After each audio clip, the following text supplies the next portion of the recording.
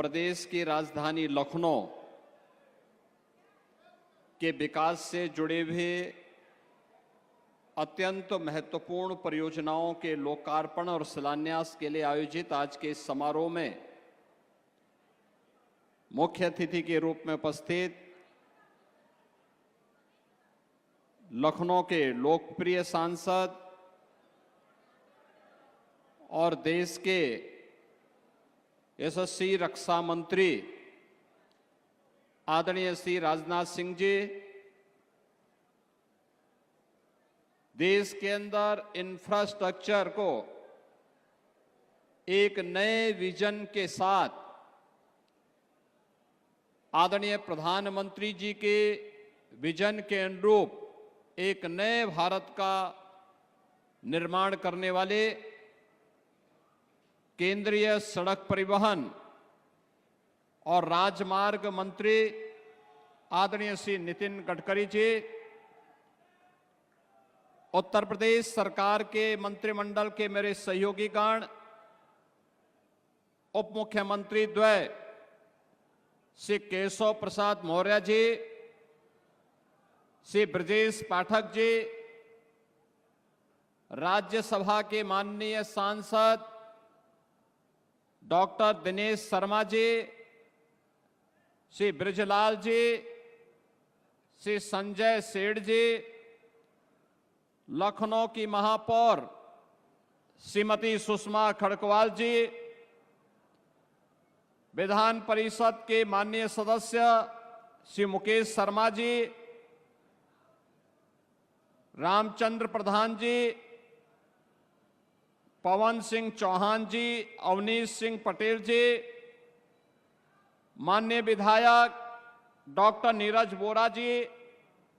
OP Srivastava ji, Yogesh Shukla ji, Amresh Kumar ji, महानगर के अध्यक्ष श्री आनंद द्विवेदी जी, भारतीय जनता पार्टी के सभी पदाधिकारी और उपस्थित कार्यकर्ता बहनों और भाइयों, मैं सबसे पहले प्रदेश की राजधानी को राजधानी के अनुरूप अत्याधुनिक सुविधाओं से युक्त करने के लिए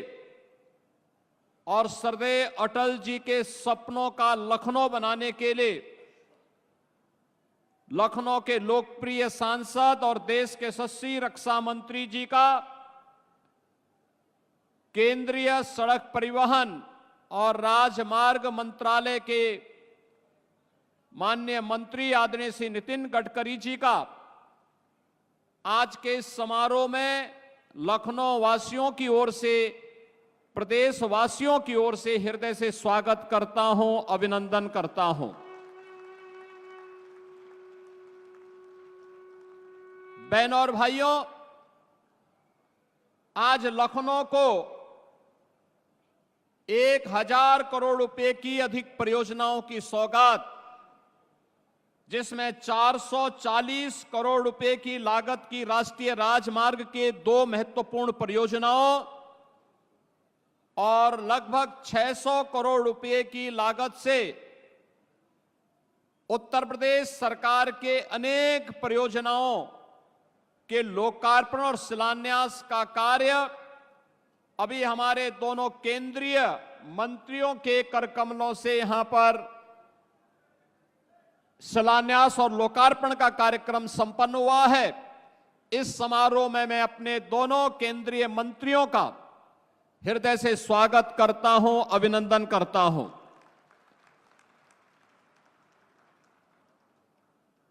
नए भारत का नया उत्तर प्रदेश,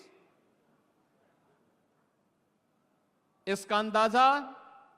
इसी से आप लगा सकते हैं कि प्रयागराज में महाकुंभ चल रहा है और बहनों और भाइयों, महाकुंभ 13 जनवरी से प्रारंभ हुआ और आज 14 फरवरी है। 1 महीने की इस अवधि में प्रयागराज महाकुंभ में 50 करोड़ श्रद्धालु देश से आकर के मां गंगा, मां यमुना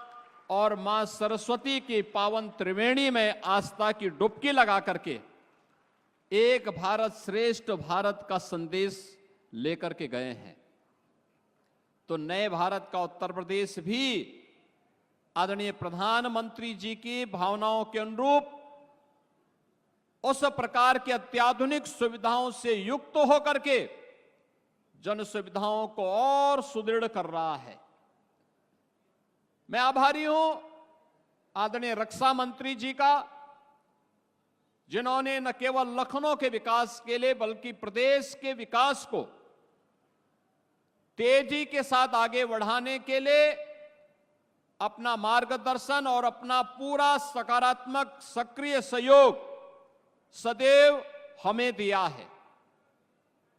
चाहे वह डिफेंस कॉरिडोर के माध्यम से लखनऊ में भारत डायनामिक्स के ब्रह्मोस मिसाइल के निर्माण के कार्यक्रम को आगे बढ़ाने का हो, या फिर भारत डायनामिक्स के एक बड़े प्रोजेक्ट को झांसी नोड में देकर के उत्तर प्रदेश के डिफेंस कॉरिडोर के कार्यक्रम को द्रुत गति से आगे बढ़ाने का कार्य किया है। लखनऊ के समग्र विकास को लेकर के स्टेट कैपिटल रीजन की तर्ज पर लखनऊ का विकास हो, उस प्रकार की सुविधाएं मिले, उनका जो मार्गदर्शन था उसी को प्रभावी ढंग से लागू करते हुए आज इसे देश के बड़े मेट्रो सिटी के रूप में लखनऊ को आगे बढ़ाने का कार्य किया जा रहा है। लखनऊ की ग्रीन कॉरिडोर के निर्माण का कार्य हो, किसान पथ के निर्माण का कार्य हो, या फिर इंटरनेशनल कन्वेंशन सेंटर के निर्माण के कार्यक्रम को आगे बढ़ाने का कार्यक्रम, इंटरनेशनल एयरपोर्ट का कार्यक्रम हो, या फिर लखनऊ की बेहतरीन कनेक्टिविटी को जोड़ने के लिए यमुना एक्सप्रेसवे को पूर्वांचल एक्सप्रेसवे के साथ जोड़ते हुए लखनऊ को उसका जंक्शन बनाना, ये सभी कार्य तेजी के साथ आगे बढ़ रहे हैं। बहनों और भाइयों, यहां की एक एक जन सुविधा को लेकर के, आम जन की सुविधा को लेकर के, यहां के पब्लिक ट्रांसपोर्ट को लेकर के, यहां के सामान्य नागरिकों के सुविधाओं को लेकर के एक लोकप्रिय जनप्रतिनिधि के रूप में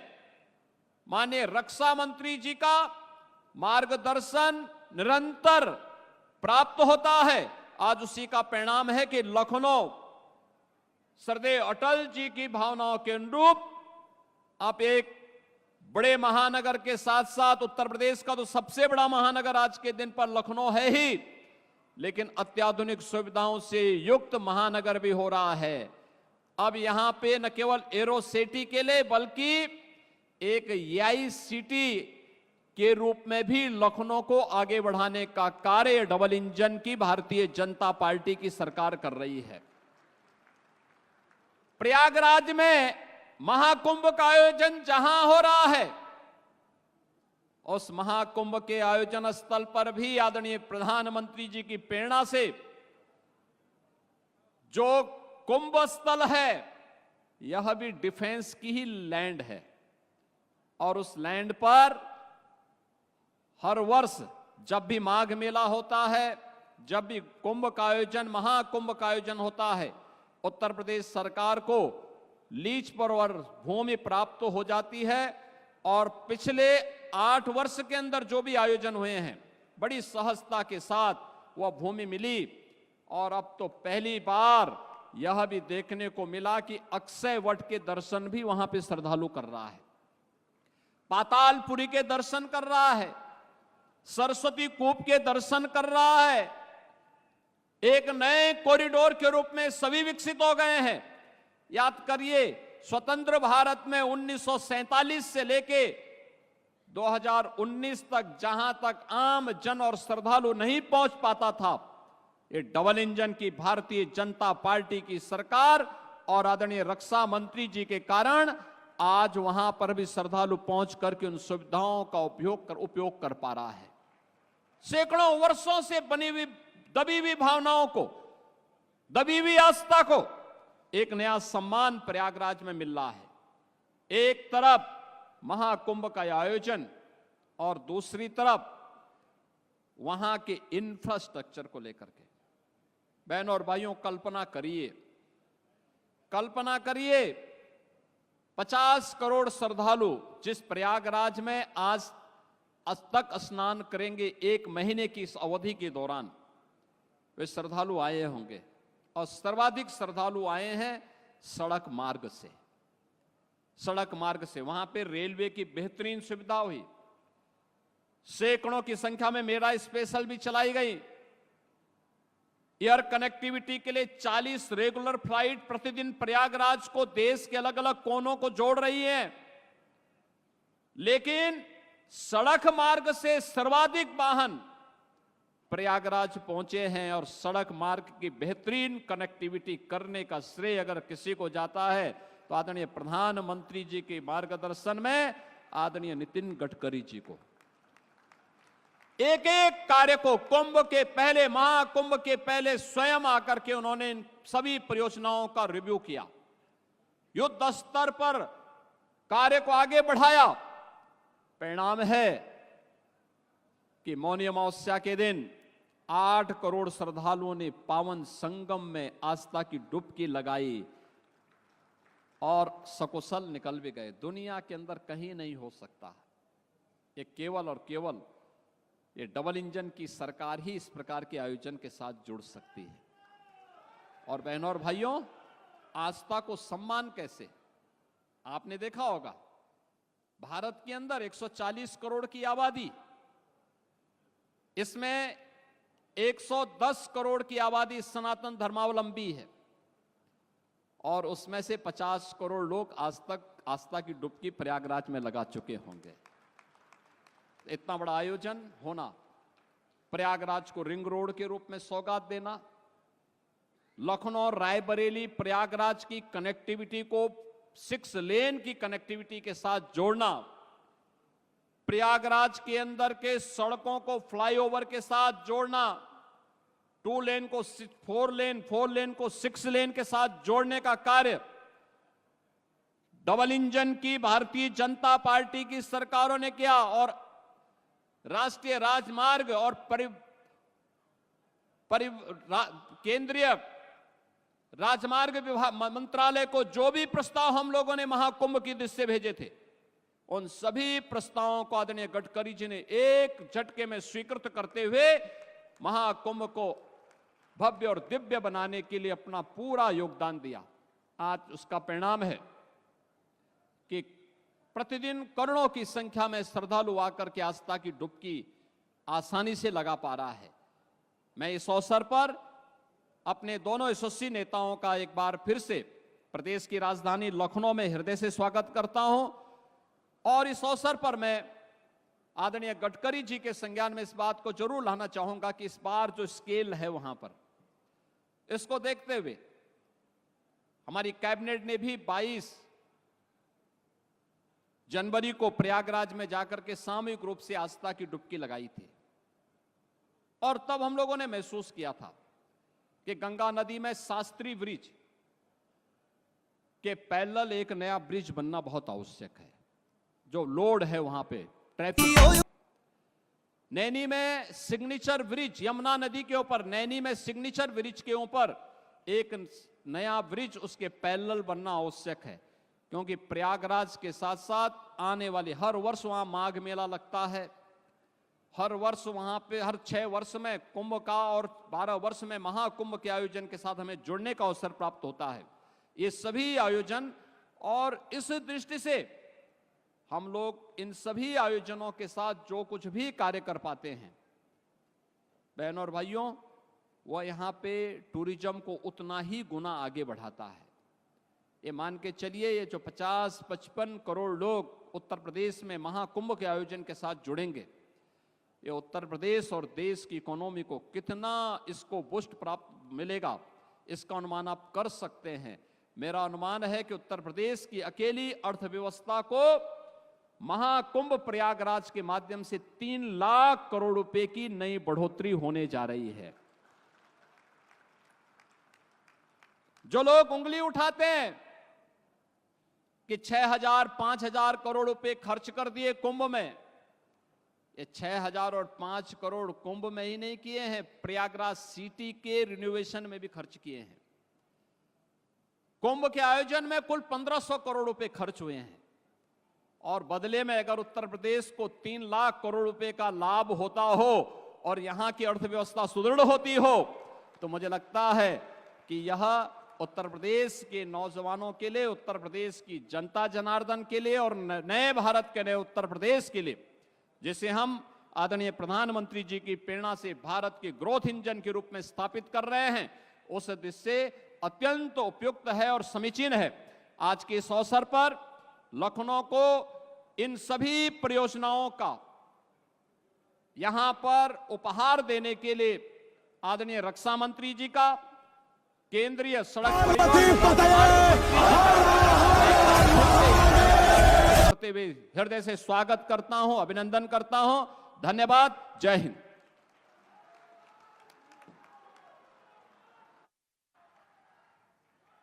बहुत बहुत धन्यवाद, आभार माननीय मुख्यमंत्री जी आपके प्रेरणादायी उद्बोधन के लिए। हमारे माननीय प्रधानमंत्री जी का यह स्वप्न है कि हमारा देश उत्कृष्ट राष्ट्रीय राजमार्गों से सुसज्जित हो ताकि जनमानस को सुविधाएं प्राप्त हों और देश का उत्तरोत्तर विकास हो, और उनके इस स्वप्न को साकार करने को पूरी श्रद्धा से कृत संकल्पित है माननीय मंत्री सड़क परिवहन और राष्ट्रीय राजमार्ग। आधुनिक भारत के शिल्पी माननीय श्री नितिन गडकरी जी से विनम्र अनुरोध है कि अपने आशीर्वचनों से हम सबका मार्ग प्रशस्त करें। जी, मैं अनुरोध करूंगी राष्ट्र की सुरक्षा और विकास के लिए संकल्पबद्ध माननीय रक्षा मंत्री जी, जो हम सबके लोकप्रिय सांसद हैं, जोरदार तालियों से स्वागत करेंगे।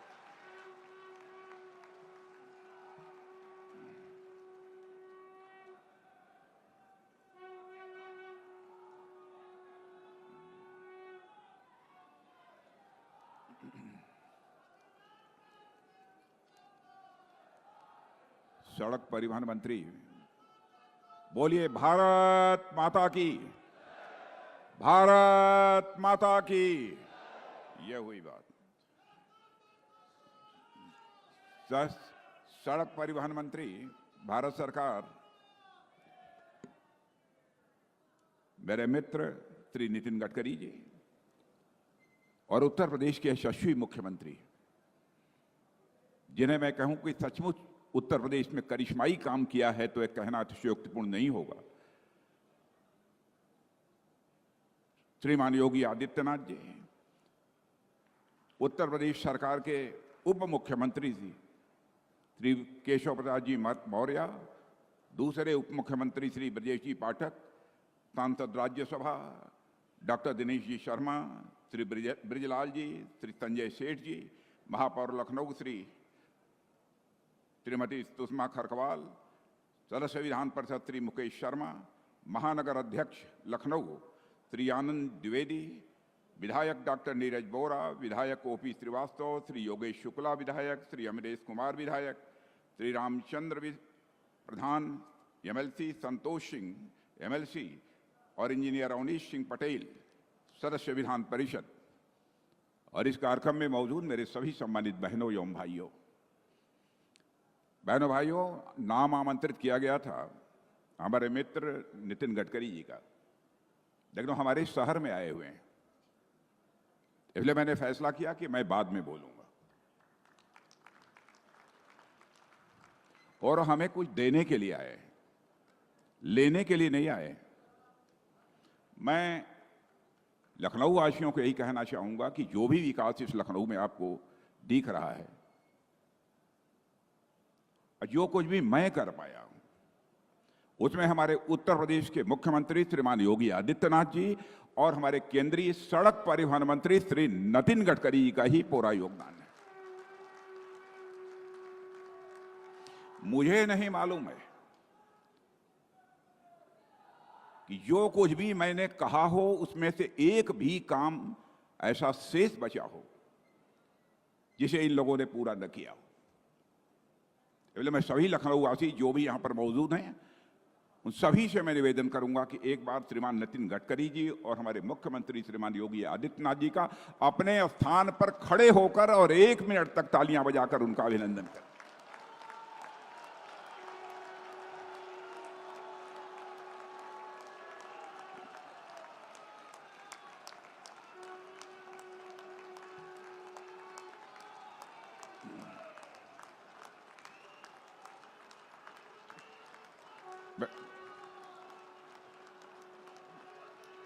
इधर के लोग थक गए, इधर के लोग थक गए क्या? इधर थक गए क्या? बैठ जाइए, बैठ जाइए, बोलिए भारत माता की, भारत माता की। बहनों भाइयों, जो काम हो रहा है यह कोई साधारण काम नहीं है। और आप भी सोचते होंगे कि ऐसे काम होते रहते हैं। आपको शायद इस बात का अनुमान नहीं होगा, पूरे विश्व में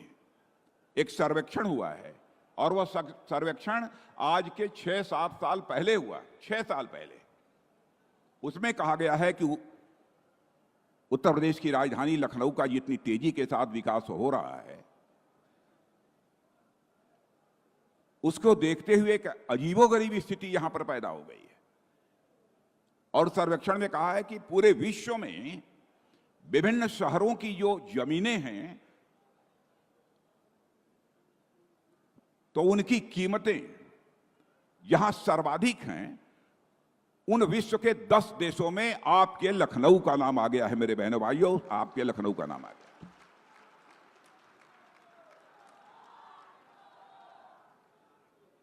इसलिए मैंने आप सबसे कहा था इसका स्वागत करने के लिए। और आप सब जानते हैं कि इस देश में लंबे समय तक अर्बन और रूरल इंफ्रास्ट्रक्चर की जरूरत की अनदेखी की गई, लंबे समय से। और मैं मानता हूं कि पहली बार रूरल और अर्बन इंफ्रास्ट्रक्चर के विकास की चिंता किसी प्रधानमंत्री ने की तो हमारे स्वर्गीय अटल बिहारी वाजपेयी जी ने की, जिनका यह संसदीय निर्वाचन क्षेत्र था। और पिछले 10 वर्षों में मोदी जी के नेतृत्व में मैं सड़क परिवहन मंत्री श्री नितिन गडकरी